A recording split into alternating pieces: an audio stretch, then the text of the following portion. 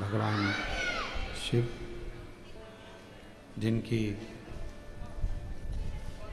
पुनित पावन पवित्र शिव महापुराण की कथा बाबा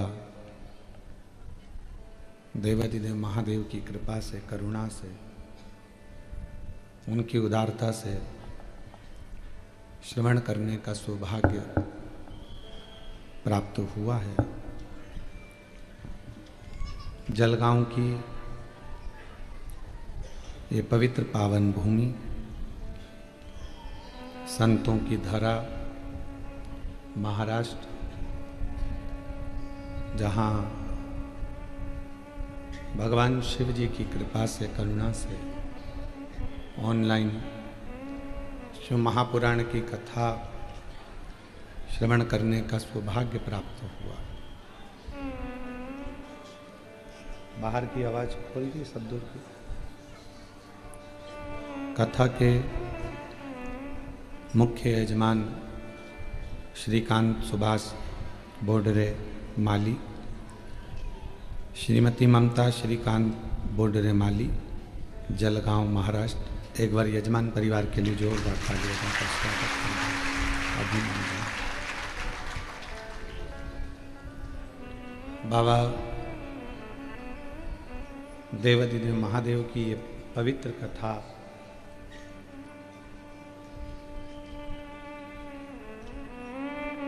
भले ऑनलाइन श्रवण करने को मिली, पर बाबा की कृपा से जलगांव की पवित्र धरा से प्राप्त हुआ।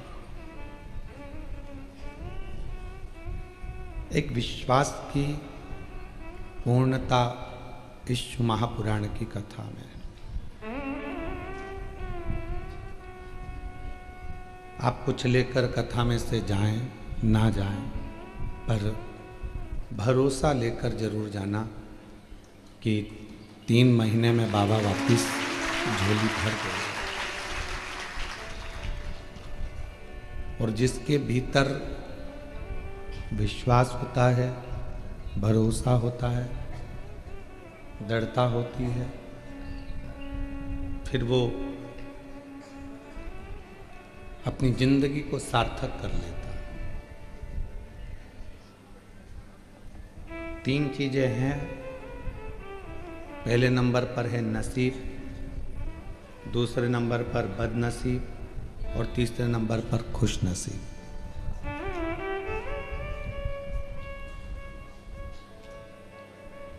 परमात्मा ने जो देकर भेजा आपको,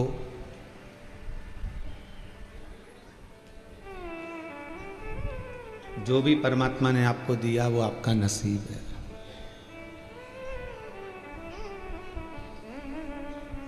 और परमात्मा ने जो दिया उसके बाद भी आप अगर संतुष्ट नहीं हो तो वो आपका बदनसीबी है। वो आपका बदनसीबी है कि परमात्मा ने जो दिया वो तो आपका नसीब है, पर जो मिला उससे भी हम खुश नहीं हैं तो ये आपकी बदनसीबी है। जो मिला उसमें संतुष्टि है तो समझ लो आप खुश नसीब हो। परमात्मा ने आपको बहुत कुछ। आज दुनिया के लोगों की सबसे बड़ी तकलीफ एक है कि जितना है उसमें संतुष्टि नहीं।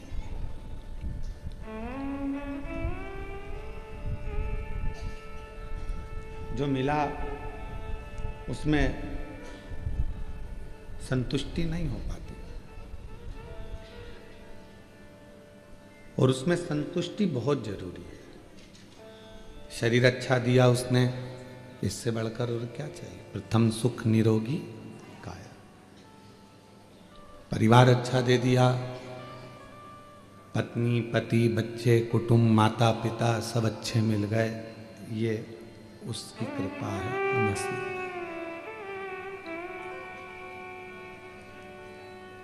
मान लो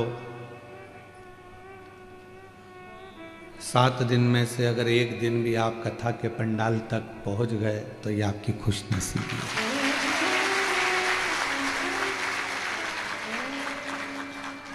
कहीं उसकी कृपा है, करुणा है, उसकी उदारता है।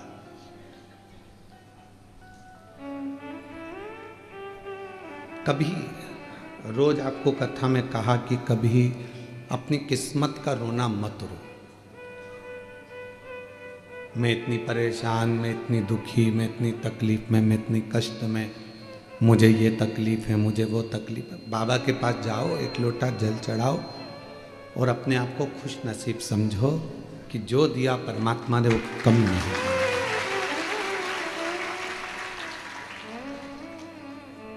आप और हम यदि अपनी नसीब का ही रोना रोते रहेंगे तो हम आगे कभी नहीं बढ़ पाएंगे, उन्नति की सीढ़ी पर नहीं चढ़ पाएंगे।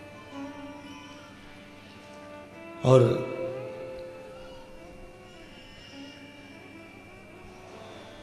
भगवान को तो रोज धन्यवाद दिया करो जाकर कि तेरी उदारता, तेरी करुणा, तेरी कृपा इतनी है कि तूने हमको संभाल रखा। इस कलिकाल में, घोर कलयुग में कितने बड़े बड़े उपद्रव मच रहे हैं। कहीं दंगा हो रहा तो कहीं पर कुछ हो रहा तो कहीं लोग पर्वत धस रहे हैं, कहीं पानी भरा रहा है, कहीं बाढ़ आ रही है, कहीं बिजली गिर रही है, कहीं कुछ हो रहा है और लोग तकलीफ भोग रहे हैं। शिव की बड़ी कृपा है। और हमने पहले भी कथा में कहा था कि महाराष्ट्र वालों पर तो शंकर भगवान की बहुत ही ज्यादा कृपा है। पूरी दुनिया के सबसे ज्यादा ज्योतिर्लिंग अगर कहीं पर हैं तो वो महाराष्ट्र की पवित्र भूमि पर। कभी कभी तो हमको जलन होती तुमसे कि इतने सारे ज्योतिर्लिंग और महाराष्ट्र में, पवित्र भूमि है महाराष्ट्र की। और ये कोई पिछले जन्म के अच्छे कर्म,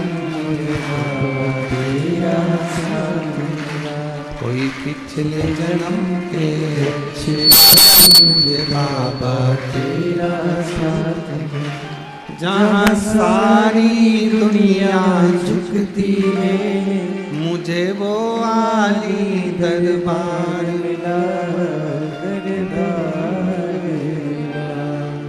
कोई पिछले जन्म के अच्छे कर्म मुझे बाबा तेरा साथ मिला, कोई पिछले जन्म के अच्छे कर्म मुझे बाबा तेरा साथ मिला। कोई पूर्व का अच्छा क्रम होगा, कोई पूर्व का कोई हमने पुण्य करा होगा, भजन करा होगा, संकीर्तन करा होगा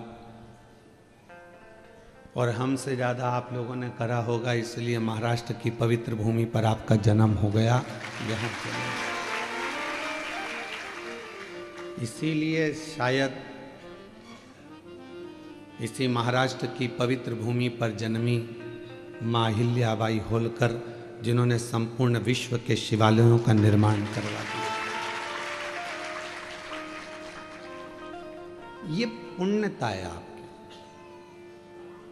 कहा जाता है कि भगवान शंकर को यदि एक लोटा जल चढ़ा रहे हो, शिव जी के मंदिर जा रहे हो, शंकर मंदिर में सफाई कर रहे हो, आराधना कर रहे हो, साधना कर रहे हो, तो उसका पुण्य खाली नहीं जाता। शिव जी के मंदिर का यदि निर्माण कराया है, तुमने उसका मंदिर बनवाया है, 4 कालम अगर आपने शंकर के मंदिर के खड़े भी कर उस पर छत डाल दी है, तो समझ लेना कि आपको ना जाने कितनी मंजिल ऊपर चढ़ा देगा, वो कितना वैभव दे देगा, वो आप समझ लें।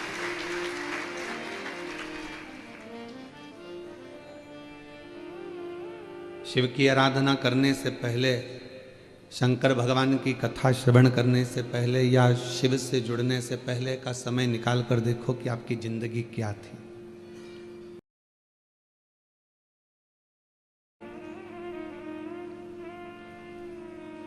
और आज शिव को मानने के बाद, भगवान शंकर का पूजन करने के बाद, शिव की आराधना करने के बाद आपकी जिंदगी क्या है? रावण को जब सोने की लंका दे सकता है,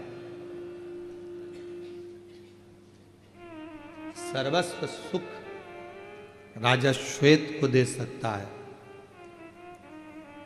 दुनिया की हर दौलत संपदा वो अपने पास में ना रखकर दुनिया को दे सकता है, तो फिर आप तो एक लोटा जल लेकर उसके मंदिर जा रहे हो, साधना करने जा रहे हो, तो वो क्या आपको नहीं देगा?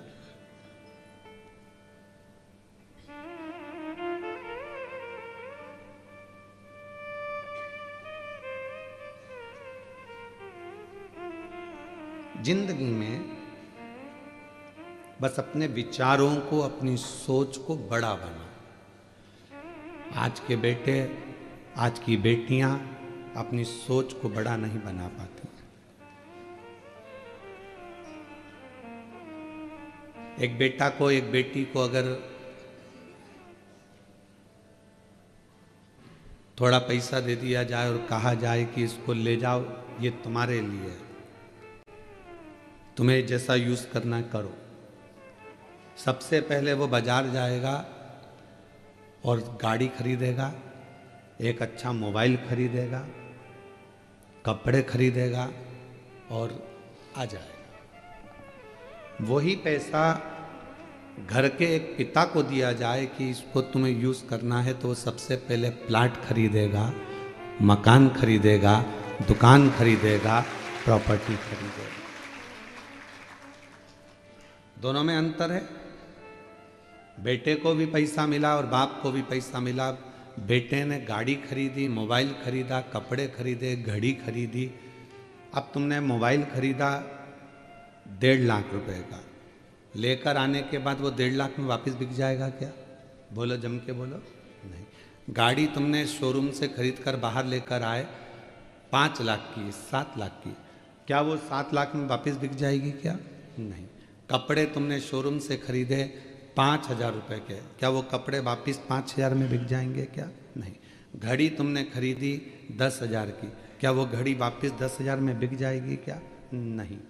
पर तुमने जो खरीदा वो नीचे गिरता चले गया, पर बाप ने जो खरीदा वो प्रॉपर्टी, वो प्लाट, वो मकान की कीमत बढ़ती है। दोनों की सोच अलग है। आज की सोच केवल गाड़ी, मोबाइल और फ्लैट तक है।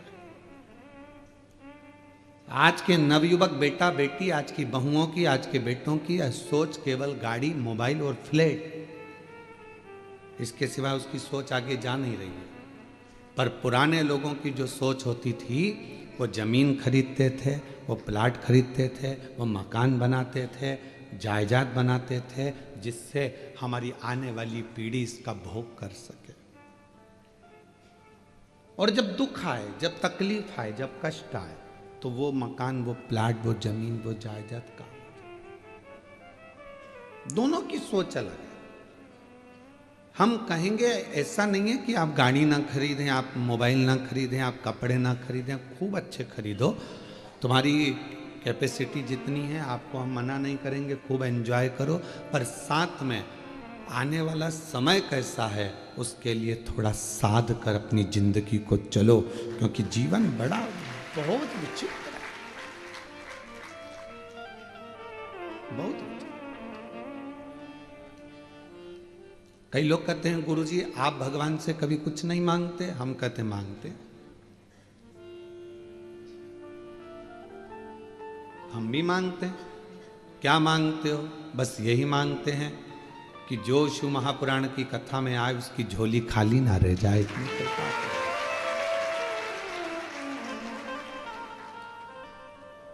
एक नारी की गोद और एक पुरुष की जेब कभी खाली नहीं रहना चाहिए, बस इतनी उससे प्रार्थना रहती।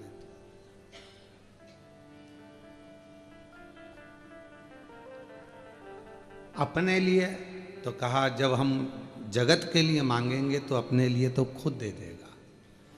हम अपने लिए जोड़ते हैं तो जगत का छूट जाता।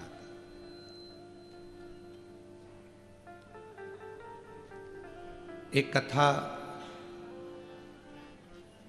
हरियाणा में करने के लिए गए तो सुबह सुबह मॉर्निंग वॉक पर घूम रहे थे। घूमते घूमते हमने देखा एक व्यक्ति चैन पकड़ा कुत्ते की और कुत्ता को घुमा रहा था। उसने कहा महाराज जी हर हर महादेव। हमने कहा श्री शिवाय नमस्ते।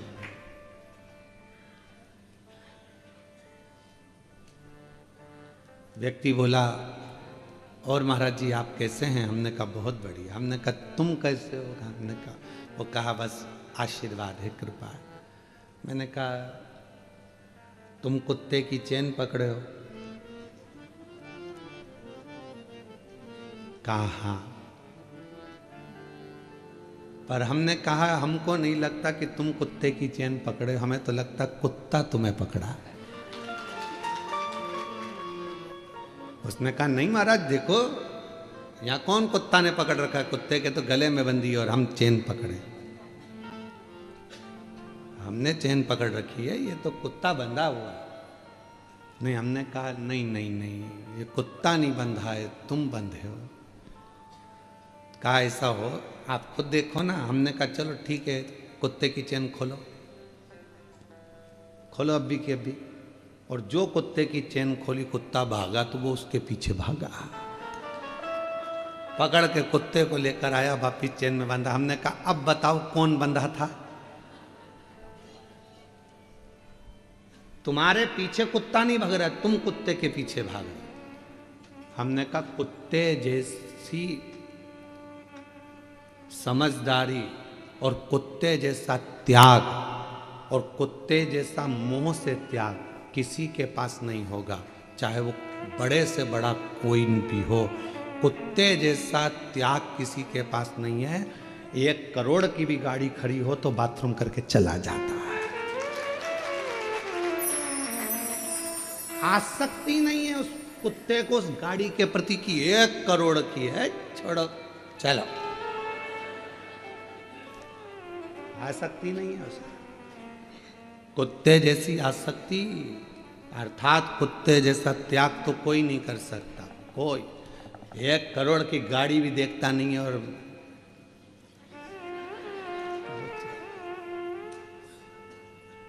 उसको मोह होता तो 1 करोड़ की गाड़ी पर सुसु करता।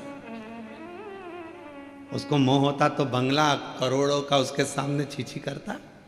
उसको ये सब चीजें त्याग दी उसने। इसीलिए शायद कुत्ता कोई भी मांगने वाला आता है तो उसके पीछे भौंकता है। क्यों? कुत्ता मांगने वाले के पीछे इसलिए भौंकता है कि मांगने वाले को समझाता है कि तू संसार से मांग रहा है, मांगना है तो उस परमात्मा से मांग ले, इसलिए भौंक।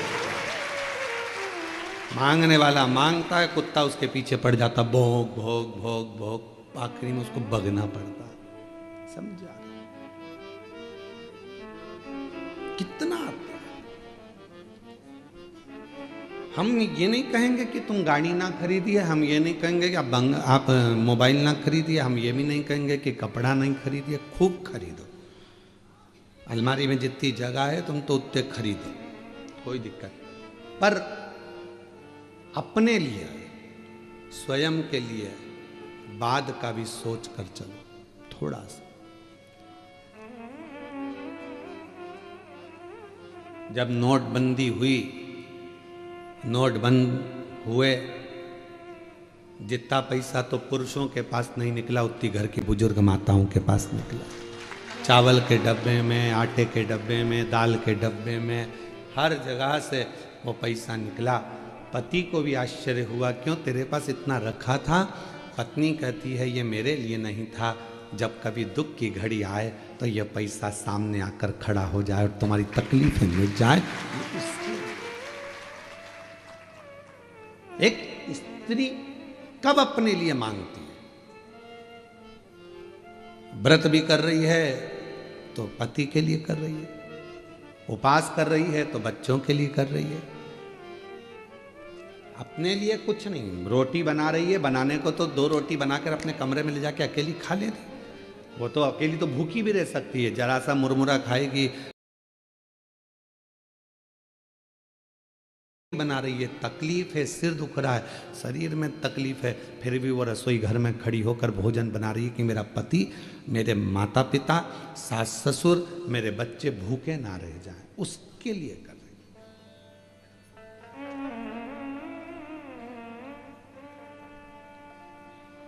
पर आज की सोच बड़ी विचित्र है। आज व्यक्ति वो सोच कर नहीं चल रहा। आज का व्यक्ति तो ये सोचता है कि बस मेरे को अभी की ज़िंदगी जी लेना है, बाद की ज़िंदगी पर ध्यान नहीं देना है, और फिर बाद में फिर वो दुख, वो तकलीफ, वो कष्ट व्यक्ति के सम्मुख में आकर खड़ा हो जाता। जियो, खूब जियो, सुखमय जीवन जियो, आनंदमय जियो, पर दूसरे के वैभव को देखकर अपने भीतर ईर्ष्या ना जागे, दूसरे के सुख को देखकर अपने भीतर ईर्ष्या प्रकट ना हो।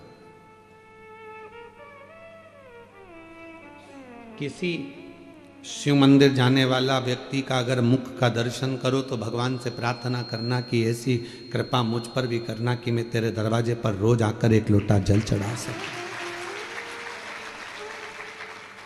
ये तेरी कृपा है।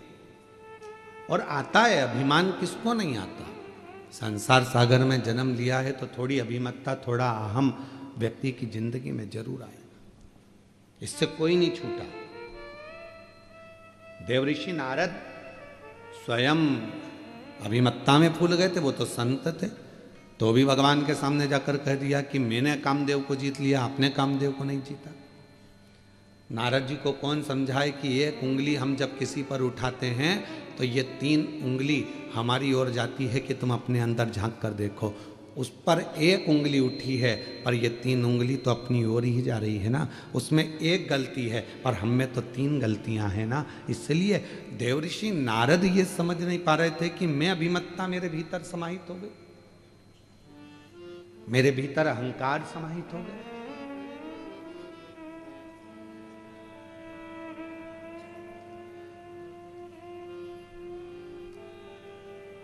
अपने भीतर अहंता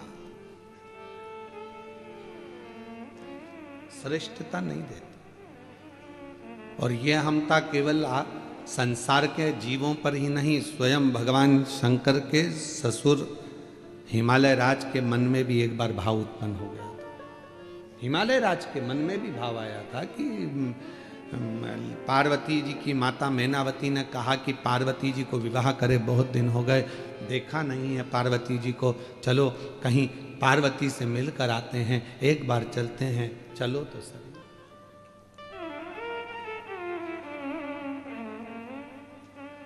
चलो मां पार्वती से मिलकर आते। और हिमालय राज जी ने मैनावती से पूछा कि तुम्हें पार्वती की क्यों याद आ रही है, तो लगता है कि मेरी पार्वती दुखी है, लगता है मेरी पार्वती को कोई तकलीफ है, मैनावती ने। तो हिमालय राज जी के मन में आया, हो सकता है कि दुख हो, क्योंकि अपना तो इतना वैभव था, हिमालय राज जी कहते हैं, पर मैनावती, पार्वती जिन शिव जी के साथ बिहाई है वो तो कैलाश पर रहते हैं, उनके घर में तो कुछ होगा भी।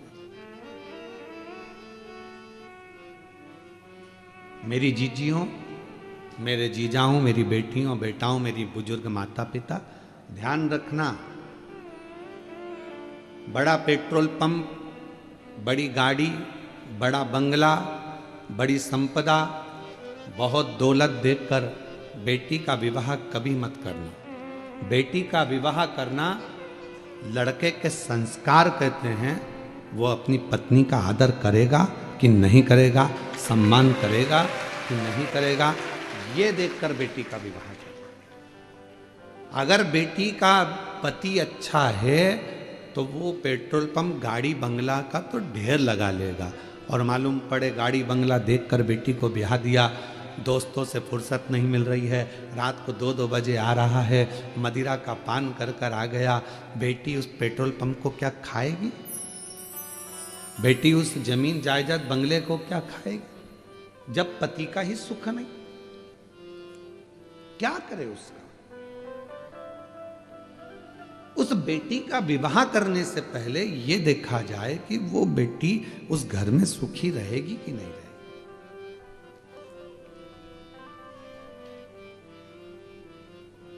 और कई बार हमने देखा है कि बेटी का भाग्य भी होना चाहिए महाराज। अगर भाग्य है तो जंगल में भी महल बना देती है, और भाग्य नहीं तो महल को भी कंगाल बना देती है। कभी कभी कोई लड़की का चरण ऐसा होता है कि वो विवाह कर आती है, कुछ नहीं था तो भी उसने गाड़ी बंगला सब बनवा दिया।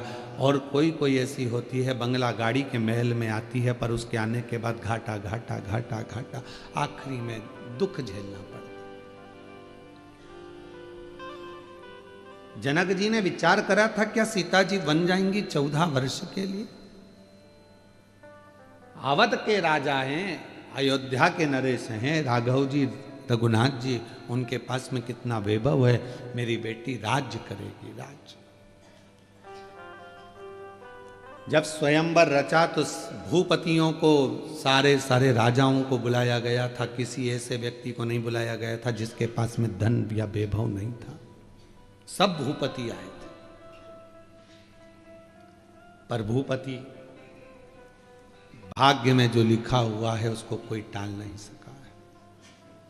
इसलिए परमात्मा के दरवाजे पर चाहे बेटा हो, कुंवारी अवस्था में नवयुवक बेटों को, कुंवारी अवस्था में नवयुवक बेटियों को शिव जी के मंदिर में 1 लोटा जल रोज चढ़ाना चाहिए, जिससे आने वाली तुम्हारी जिंदगी अच्छी बने, तुम्हारा जीवन अच्छा है।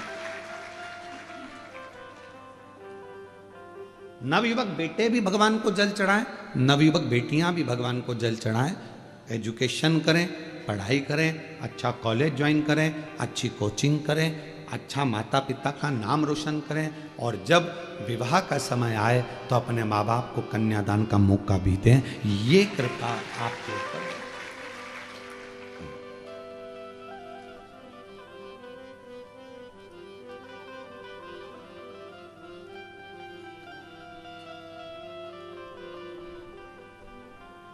महाराज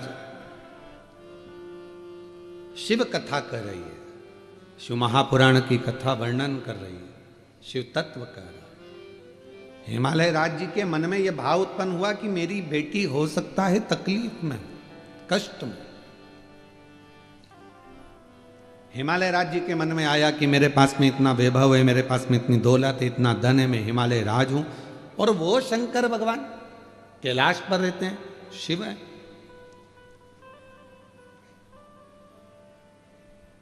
शिव है। मन की पवित्रता रखिए, जितना बड़ा मन होगा उतना उतना जीवन का एक सुख हमारे साथ जुड़ता चले जाएगा, जीवन का सुख, मन की पवित्रता। यहां सोपान दत्तात्रेय नारखेड़े जी बैठे हुए हैं, मैं आपको हर हर महादेव कहूं। छत्रपति संभाजी नगर के हैं, और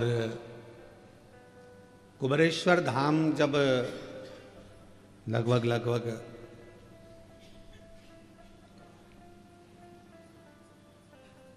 18, 19, 20 साल पहले का प्रसंग होगा।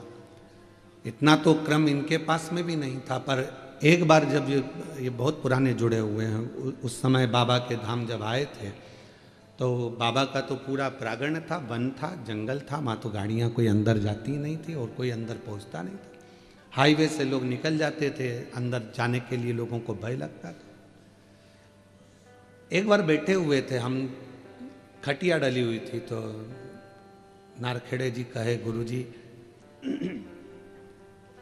पूरा वीरान है, कोई जीव जंतु हिंसक पशु पक्षी कोई आ जाए, आप अकेले बैठे रहते हो यहाँ और नाम जपते रहते हो अकेले बैठे बैठे, तो कोई जीव आ गया, तुम्हारे नेत्र बंद रहते हैं, कोई खाक हुआ गया तो आप। तो हम इनसे बोले नारखेड़े जी से कि अच्छा है, शिव के हैं, शिव में समाहित। तो कहा नहीं, इसके चारों तरफ हम बाउंड्री बनवा देते हैं। उस समय इतना वैभव तो था नहीं इनके पास भी इतना, फिर भी बाबा की कृपा थी। सबसे पहली बाउंड्री ये तुम्हारे महाराष्ट्र के ही सोपान दत्तात्रेय नारखेड़े जी। मैं साधुवाद देता हूँ आपको, नारखेड़े जी बहुत साधु। ये शिव तत्व है। धन कम हो पर मन बड़ा होना चाहिए। और जब तो जीवन अपने आप सुखप्रद हो जाता है, जीवन सुखप्रद हो जाता है। और जीवन का सबसे बड़ा सुख है आपके मन की बड़प्पन। बंगला बड़ा हो ना हो, पर दिल बड़ा रखना, और जब दिल बड़ा होगा तो दुनिया के सारे दुख मिटते चले जाएंगे, कष्ट मिटते, तकलीफें मिटती चली। आप अपने मन को बड़ा रखिए, मन को बड़ा। और जब ये मन पूर्ण तरह से एक आनंद के साथ बड़ा होगा तो वो फिर क्या देगा ये उसके ऊपर निर्भर करता। मैं इस गार्डन के मालिक को भी, इस गार्डन की मालकिन को भी, इस गार्डन के इस होटल का क्या नाम है, होटल का आदित्य लॉज के मालिक को मैं धन्यवाद दूंगा। लोग एक दिन के लिए कोई अपना कमरा नहीं देते, तुमने 7 दिन के लिए पूरा गार्डन फ्री दे दिया। ये पूरी होटल गार्डन मैं आमंत्रित करूंगा, आओ आप पधारो एक बार मेरी तरफ से। पूरा गार्डन होटल इन्होंने 7 दिन के लिए निःशुल्क दे दी। केवल मालूम पड़ा कि शिव पुराण की कथा हो रही है, 1 रुपया ना लेते हो। कहा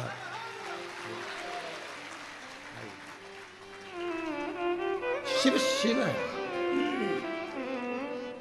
शंकर इसको कहते हैं मन का बड़प्पन होना चाहिए, मन का बड़ा होना चाहिए, धन से नहीं दिल से। जब बड़प्पन होती है मन का, व्यक्ति जब बड़ा होता है तो जीवन की सार्थकता अपने आप सिद्ध होती है।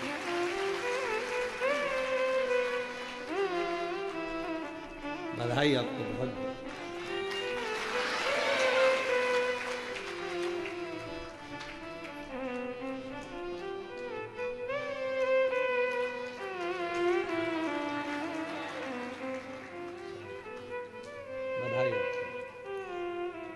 आज इतने शिव भक्तों के चरण इस गार्डन में पड़े, इतने शिव भक्तों ने कथा का रसतत्व ग्रहण किया, कितनी बड़ी कृपा है। मैं नारखेड़े जी आपको भी बुलाऊं, एक माला।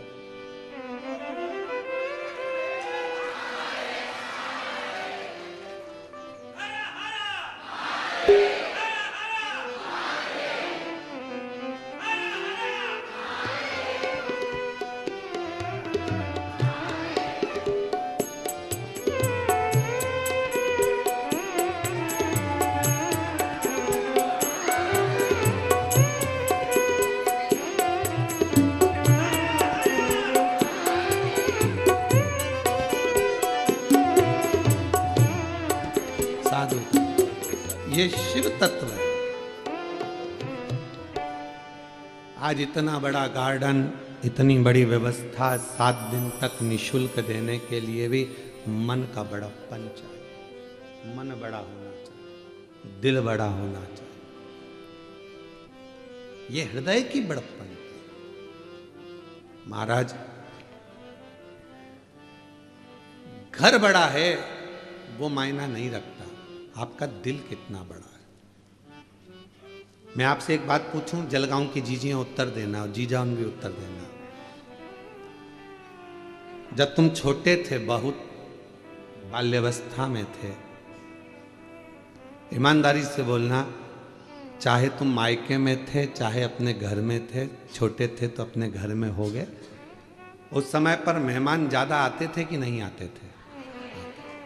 और आज घर बड़ा हो गया, व्यापार बड़ा हो गया, व्यवसाय बड़ा हो गया, तो बोलो ईमानदारी से, क्या मेहमान बढ़े? घट गए।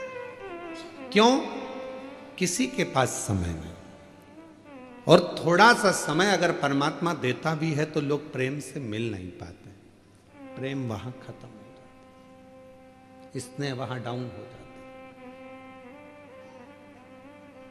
हिमालय राज जी के मन में आया कि मेरी बेटी के घर में कुछ भी नहीं है, तो उनने बहुत रतन, हीरे, माणिक, मोती, सोना, चांदी सब भर लिया रथों में और हिमालय राज लेकर चल दिए सब। कहां जा रहे हैं? अपनी बेटी को देने के लिए, बेटी को देने के लिए। चलते चलते काशी प्रदेश में पहुंच गए और काशी प्रदेश में पहुंचे तो वहाँ उन्होंने देखा कि इतना, ये कौन सा प्रदेश है, ये कौन सा जगह है, इतना इतना वैभव, जहाँ खंबे भी रत्नों से जड़े हुए हैं, माणिक मोती प्रकाश हीरा रतन सब भरा पड़ा हुआ है। ये कौन सा क्षेत्र है, कौन सा?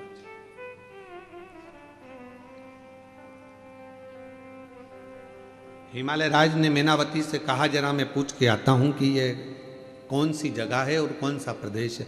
एक पथिक जा रहा था, उस पथिक को बुलाया हिमालय राज जी ने और पूछा कि ये कौन सा प्रदेश है।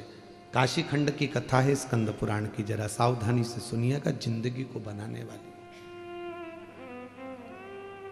ये कौन सा प्रदेश है? कहा ये काशी है। यहाँ के राजा दिवोदास हुआ करते थे और वो राजा ने अपने प्राणों को अब त्याग दिया, वो दिवोदास जी चले गए, तो ये काशी अब भगवान शिव को दे गए हैं, शंकर को। हाँ, शिव की काशी है। हाँ, यहाँ का राजा कौन है? तो कहा विश्वनाथ। यहाँ की रानी कौन है? तो कहा मां पार्वती। हिमालय राज की आंख में से आंसू बहने लगा। मैं अपने आप को करोड़पति समझ रहा था, धनपति समझ रहा था, वैभवपति समझ रहा था, सत्तापति समझ रहा था, पर मेरी भूल थी। आज मुझसे ज्यादा वैभव तो इस काशी में भरा पड़ा हुआ है, जहां शिव है, जहां शंकर रहते हैं, शंकर की कथा रहती है, शिव का गुणगान होता है, जिसके मुख से श्री शिवाय नमस्तुभ्यम निकलता है, जिसके घर से एक लोटा जल रोज शंकर भगवान को चढ़ने के लिए जाता है, उस घर का सारा वैभव शिव देते हैं, शंकर प्रदान करते हैं। उस घर के वैभव को शिव बढ़ाते हैं, शंकर बढ़ाते।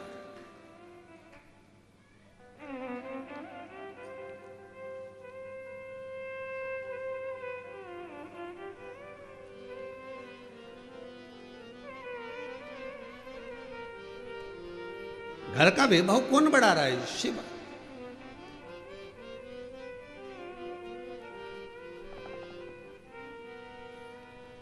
मथुरा में बिरला मंदिर है, जहां पर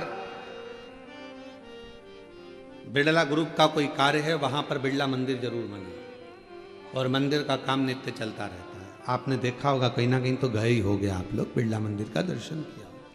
सब जगह, गया में भी है, हर जगह पर बनाया हुआ है।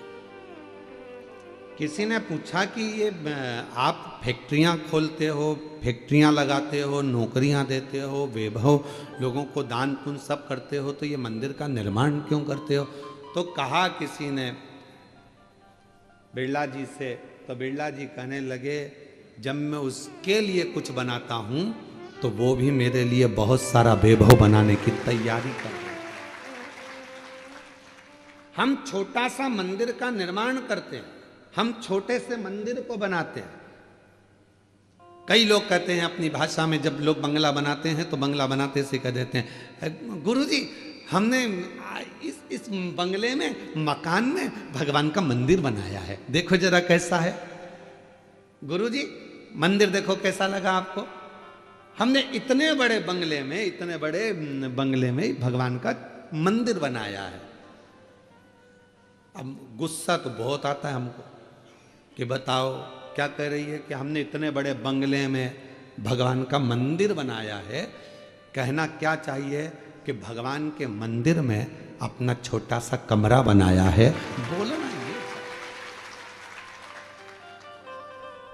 बोलना क्या चाहिए कि ये बंगला मेरा नहीं है, ये गाड़ी मेरी नहीं है। फिर वही वाली बात आ गई, मेरा बंगला।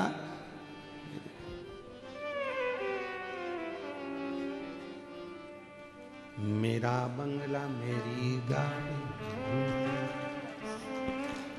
सब कुछ तेरो सरकार, मेरा कुछ भी